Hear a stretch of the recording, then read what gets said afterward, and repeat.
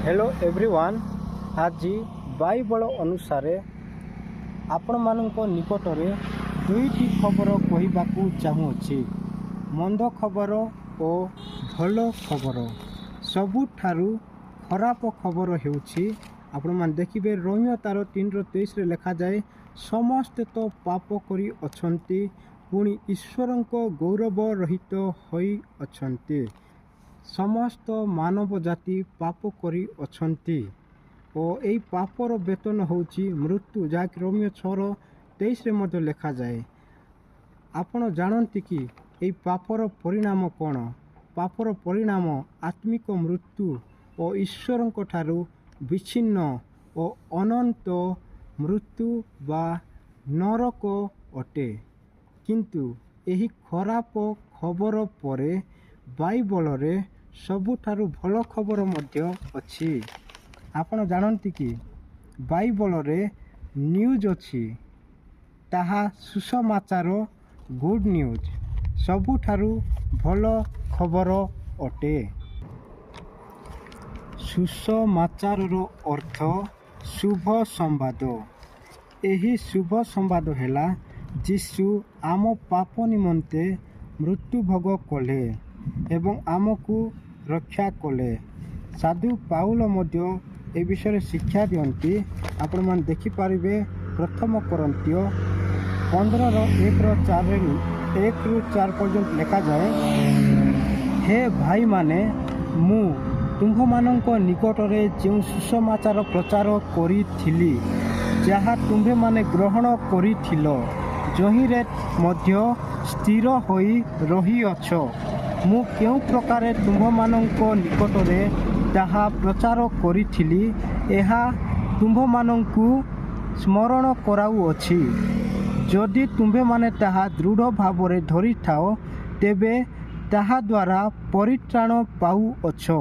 नहिले तो तुम्भे माने व्यर्थरे विश्वासी होइथिलो, कारण जो शिक्षा मु पाइथिली सेठी मध्यरु एही प्रधान शिक्षा तुममानकु प्रदान करिथिली, यथा शास्त्र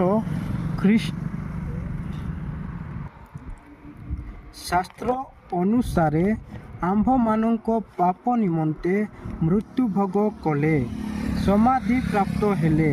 शास्त्र अनुसारे तृतीय दिवसरे उत्थित हेले। आमे देखि पारुचु शास्त्र अनुसारे आम्भ मानकर पाप निमंते ख्रीष्ट मृत्यु भोग कले। रोमियो 5:8 मध्य लिखा जाए जे आमे पापी थिबा समय सुधा जे ख्रीष्ट आम्भ मानक निमंते मृत्यु भोग कले। आपण माने देखि पारिबे प्रथम जोहन 2:2 मध्य लिखा जाए जे से आम मानकर पाप निमंते, केवल आम मानकर पाप निमंते नुहे, मात्र समस्त जगतर पाप निमंते मध्य प्रायश्चित स्वरूप अटंती। आमे देखुचु जे ख्रीष्ट आम मानकर समस्त जगतर पाप निमंते से मृत्यु भोग करी अछंती। जोहन 3:16 रे लिखा जाए, कारण ईश्वर जगत को एड़े प्रेम कले जे से अपना अद्वितीय पुत्र को दान कले, जेपरी जे केही तांको ठारे विश्वास करे से विनष्ट न होई अनंत जीवन प्राप्त हुए। ईश्वर जगत बा आम्भ मानकु एते प्रेम करी अछंती जे आपनार अद्वितीय पुत्र को दान कले।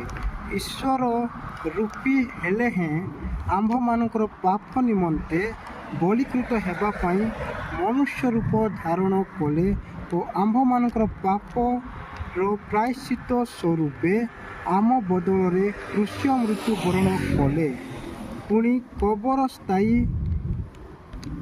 होई तृतीय दिन रे पुनरुत्थित हेले। शुभ संवाद एही ईश्वर मानव जाति को प्रेम करती और मानव जातिर पापर उद्धार निमंते जीशु मृत्यु हेले। से मृत्युरु पुनरुत्थित होई अछंती और से आजि मध्य जीवित अछंती।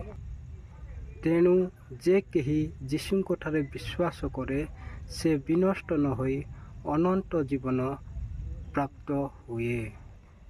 ଈଶ୍ୱର ଇଚ୍ଛା କରନ୍ତି ଯେ କେହି ନଷ୍ଟ ନ ହୁଅନ୍ତୁ, ସମସ୍ତେ ଅନନ୍ତ ଜୀବନ ପାଆନ୍ତୁ। Thank you.